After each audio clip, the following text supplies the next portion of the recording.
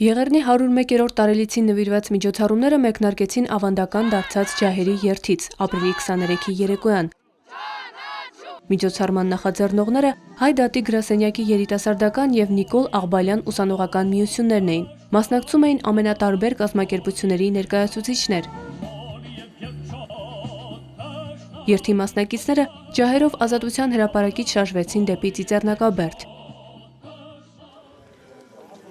Իսկ ապրիլի 24-ին համայն հայությունն ու առաջադեմ մարդկությունը հայացքն ու քայլերն ուղղում են դեպի Ծիծեռնակաբերդի բարձունք հայոց մեծ վիշտը խորհրդանշող հուշարձան։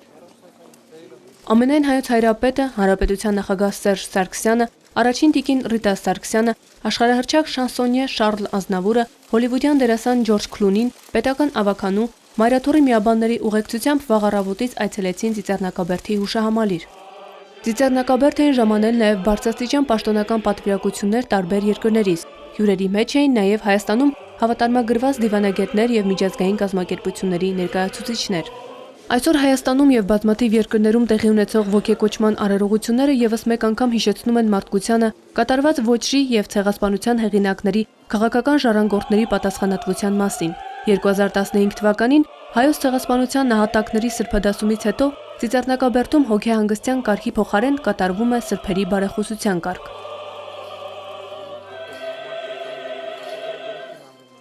Բարեխոսության կարգն այսօր կատարեց ամենայն հայոց կաթողիկոսը հոգևոր դասի մասնակցությամբ։ Բարեխոսության Սուրբ Աստվածածնին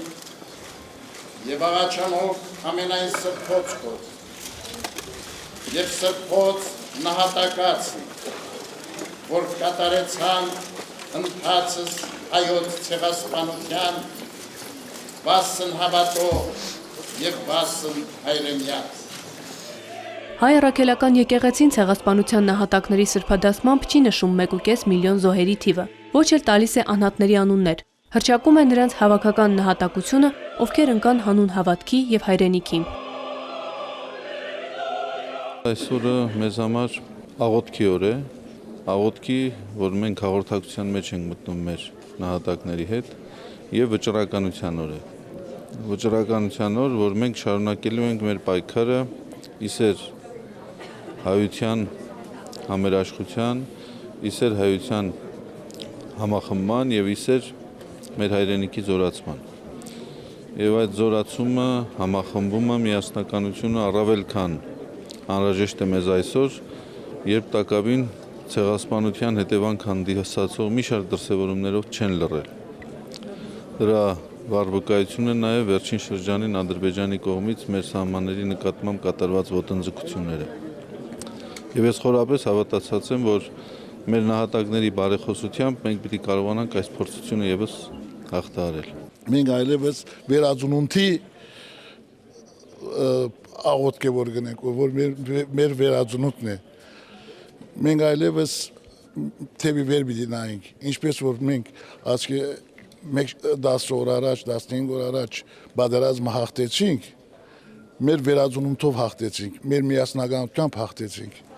Ուղիղ 101 տարի առաջ այսօրը ապրիլի 24-ին 760 հայ մտավորականների եւ գործիչների ձերբակալությամբ սկիզբ առավ մարդկության պատմության մեջ նախադեպը չունեցող մի ոճրագործություն, որն այդ ժամանակ նույնիսկ անուն չուներ։ Սկսվեց հայկական բարձրավանդակի բնիկների համատարած տեղահանությունն ու բնաջնջումը։ 1.5 միլիոն հայ սպանվեց, 100 հազարավորները հայրենազրկվեցին, բռնեցին գաղթի ճանապարհը։ Հայ ժողովուրդը մահվան էր դատապարտվել միայն հայ լինելու համար, քանի որ մնալ հայ քրիստոնյա նշանակում էր շարունակել լինել հայկական բարձրավանդակի բնիկ ժողովուրդը։ 2015 թվականը կտրուկ կերպով փոխեց եւ խաթարեց հայ ժողովրդի բնականոն զարգացման ուղին։ Դրա ծանր հետևանքները մինչև օրս զգացվում են թե հայրենաբնակ եւ թե սփյուռքի հայության կյանքում։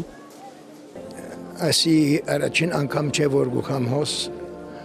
գրնամ ասել որ 7 տարի է որ գչանամ հոս լալու որ մեր հայրենիք դարվին որ եղավ ցեղասպանությունը ասի այն բաճար պետք է շարունակվի։ Ես զավակներս տորիկներս հոսեն Հովնանյան դպրոցով միասին դատապարտելով հույս ունենք որ այլևս չկրկնվի աշխարհում ցեղասպանություններ։ Այսօր ցավոք սրտի աշխարհի այսպես խորհրդավոր ասենք աշկերակաշները սրտերը փակ են եւ այսօր էլ կրկնվում են տեղահանումներ, ցեղասպանություններ աշխարհում։ Մեր ընկերներին, մեր հզոր կապերը պետք է ուղղենք, որպեսզի աշխարհին վերջնականապես ճանաչելի դարձնենք, լսելի տանք մեր ձայնը եւ բարձրաձայնենք հայոց ցեղասպանությունը։ Ծիծեռնակաբերդում էր նաև հայոց ցեղասպանության ականատես նորվեգացի բուժքույր Բոդիլ Բյորնի թոռը։ Մեծ եղեռնի տարիներին Բոդիլ Բյորնը խնամել եւ մահից է փրկել հարյուրավոր անօթևան հայ երեխաների եւ կանանց։ Bodil Björn, my grandmother, she's on the memory wall. Բոդիլ Բյորնը իմ տատիկն է, նրա անունը գրված է այստեղ, հիշատակի պատի վրա։ Եվ ես 2004 թվականից ամեն տարի ապրիլի 24-ին գալիս եմ հուշահամալիր, հիշելու նրա եւ ցեղասպանության մյուս զոհերի հիշատակը։ 100 տարի սպիրկի մեջ, սպիրկ բառը ես նկատում որպես խարդոց։ Մեզ խարդոցեց սպիրկը 100 տարի, փաչ չգրսավ շնչել։ Ինչու՞, որովհետև այս հողին կապված էինք։ Մեզ դասերակած էին այս հողին կապվելու համար։ Ծիծեռնակաբերդի հուշահամալիր էին այցելել նաև Ավրորա մրցանակաբաշխության մասնակիցները եւ հավաքնորդները։ Ամենամյա այս մրցանակը ստեղծվել է մարդկության ուշադրությունը եւս մեկ անգամ ուղղելու համար աշխարհում այսօր տեղի ունեցող աղետներին եւ ոճրագործություններին եւ խրախուսելու այն հերոսների ջանքերը, որոնք մարդկային կյանքեր են փրկում։ Ավրորա մրցանակն այսօր շնորհվելու է հայոց ցեղասպանությունը վերապրածների անունից ի երախտագիտություն նրանց, ովքեր փրկության ձեռք մեկնեցին հայ ժողովրդին։ Մրցանակին կարժանանա այն հերոսը, որն օգնում է մարդկանց անձնվիրաբար եւ բացառիկ ջանքերով։ Մարի Խաչատրյան, Վրամ Խանամիրյան, Եկեղեցական կյանք։